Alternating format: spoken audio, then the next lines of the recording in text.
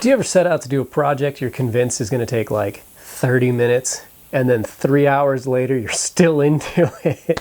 Hey everybody, welcome back to the channel. So in this video, as you read the title, we are installing a light kit into the Gladiator. I was convinced I was going to sit down and no worries whatsoever, and I could not have been more wrong. But here it is. It's done. I got taillights, I got headlights, I got running lights, and I'm really happy with the final look. How we got there? Let me show you. So here we have the Jeep, obviously. I absolutely love the scale realism of this truck. I think Axial nailed it out of the park putting this together. And it does come with some lights that are pre-installed in the bumper. I just feel like it needs more. So to start this off, here's the light kit from MyTrickRC. And what you receive in the kit are everything you need, of course, but the most important thing are the stickers. So here are the tools that I ended up using: an X-Acto blade, screwdriver, and a sanding stick. The sanding stick I ended up not using, and we'll get to that in a little bit. I also used a body reamer and some glue. So to start, we're just going to go ahead and remove the body. I find it just so much easier working on these with that big body removed. So we're just going to remove those two screws that hold on the rear bumper, and we're going to scratch away the paint in these 4 areas, just in the taillights and the headlights. I started with the X-Acto blade, and the original intent was just to score the paint so I could go in with that sanding stick, but I found it so much easier just to scratch the paint away with the X-Acto blade. I found it was just too cumbersome, and it started removing paint where I didn't want to. And so I just would not recommend this. Maybe if you have a smaller one, it could work. So I just switched back to the X-Acto blade to continue scraping. It took me maybe 5 minutes or so to remove all of the paint. On the taillights, I did remove from the rear of the body and also the side, since the stickers kind of overlap a little bit. Shining a light through, you can see that the paint has been removed sufficiently. So these are these little round sticker pads that are used to attach the headlights to the body. I ended up using the X-Acto blade to remove the backing. I just found that to be a little bit easier. And then also you have to kind of punch this hole. It is pre-cut, but it just, it was a lot easier with the X-Acto blade to punch that hole out. Those just get stuck to the body where the headlights are.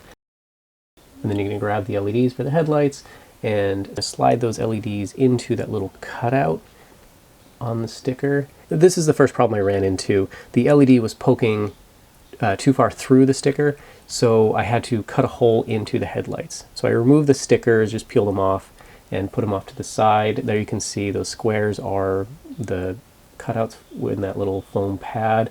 So using my hole reamer, I just cut a little hole right in the middle of the headlight for the LED to poke through. And then I went through the backside just to clean up the hole a little bit. And then I was able to slide the LEDs through those holes, stick them to the pads. And this is where I ran into another problem. The LED did not want to stick to that foam pad, that foam adhesive. So I went back in with a little bit of glue just to kind of make sure it's stuck nice and well. Here you can see the LEDs poking through. I like the look of the headlights, so I went back and stuck the stickers back on. I did have to use a drop of CA glue to get them to re-stick, but they look really, really good. And you can't tell the LEDs are back there. For the taillight buckets, they do come attached to each other, so you just got to cut off that support. I just used a little bit of CA glue to attach them to the body. Shoe glue, hot glue, anything like that would also work really well. And then you put the LEDs in, they slide right in. I also like to do just a little drop of CA glue on the LEDs just to hold them in place. And that's what the body looks like with all the wires. So moving to the chassis. We're going to start by removing the front bumper and taking out the stock LEDs. So again, just those 2 screws hold it in place. And I also ended up removing those the bumper supports, whatever they're called, you know, where the bumper attaches to the chassis, just to make it a little bit easier to work on. And there are these 2 little tabs per LED. I just find that if you kind of bend them away with a fingernail or something, they're pretty flexible and the LED will just pop right out.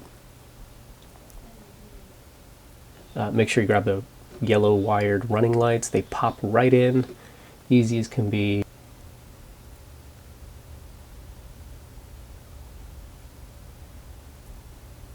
And then we attach those bumper mounts back to the bumper. I like to slide it in as far as possible using those different holes in the bumper, and then again just reattach to the chassis using those 2 screws. This is the circuit board that all of the lights plug into, and it comes with this great little chassis mount, so the circuit board kind of snaps in place, as you can see. And then on the side with the longer tabs, that just slides over the chassis rails. So I love that they did it this way. It makes it really easy to mount. It makes it really clean looking. So that was just to mock up. I reinstalled the rear bumper. Again, just those 2 screws. I love how easy Axial made it to take the bumpers on and off. I think they did an excellent job designing that. And there you can see I put the mount back on. And this is where I ran into my first issue. The lead, the wire for the running lights is just too short. Again, this is meant for the Jeep JLU kit, not the Wrangler. The Wrangler has a longer chassis.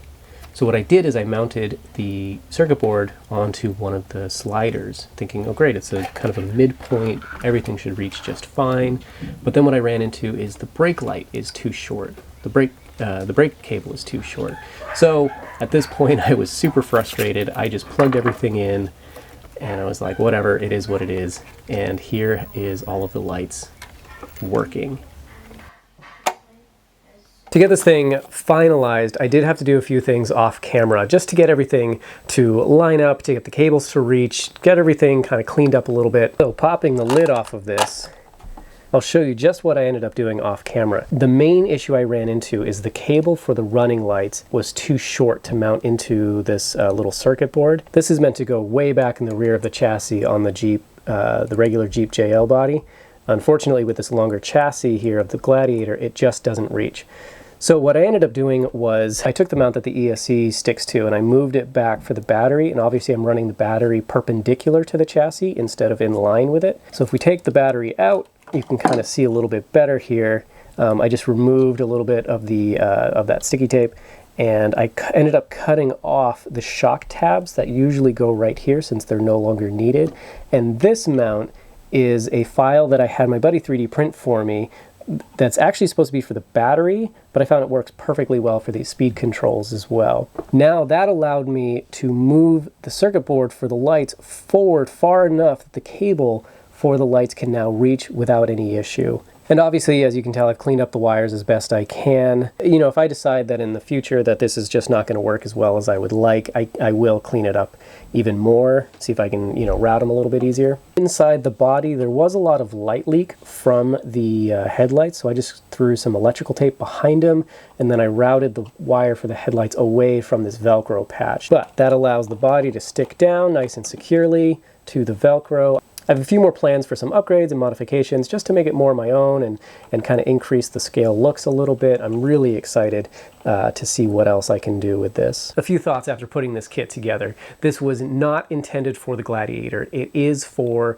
the Axial Jeep JLU kit, so the wires are a tad short, unfortunately, for where things are intended to mount. That aside, this was a struggle for me, and I am no stranger to RC stuff. I've been doing this for a while. There are no instructions that I could find. I do have a MyTrickRC kit installed in my XJ. That went together a lot easier. I've noticed this with the SCX24s.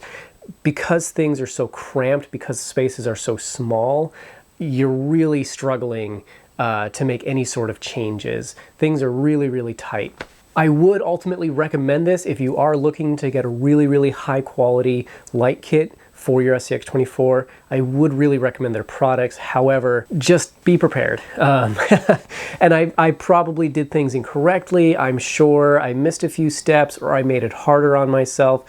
That being said, I feel like your average person who's going to sit down and do these probably going to run into the same problems that I did. So it would be nice if they maybe included some instructions or a link in the kit with the lights and all that stuff to show you, a website you could go to show you how to install the lights a little bit easier, tips they recommend and what order to do those steps in, just to help clear it up a little bit. One thing I was really hoping, which unfortunately did not work, I really wanted these lights to be able to turn on and off from the remote without any sort of additional equipment. So in the future, I do plan on picking up a little kit. I have one in the C10 that allows you to do that. When I do, I'll make sure to film it just to show you those steps. That one's really easy. That's just a quick plug and play. So yeah, now the next steps, I guess, are to get this out at night and film a little night video now that I've got all these lights going. I'm sure the battery life will suffer. You know, we are running some high power LEDs and these are pretty small batteries. So I'm interested to see just how long the battery pack lasts now that we're running, you know, these extra lights. So make sure you stay tuned for that. Thank you so much for watching. I really do appreciate it. I have a lot of fun making these videos, doing the wheeling videos. I hope you guys enjoy watching them. As always, if you have any suggestions, any video ideas that you would love to see, comment below. I'm always looking for new ideas. But in the meantime, I hope all goes well and I will catch you in the next one. See ya.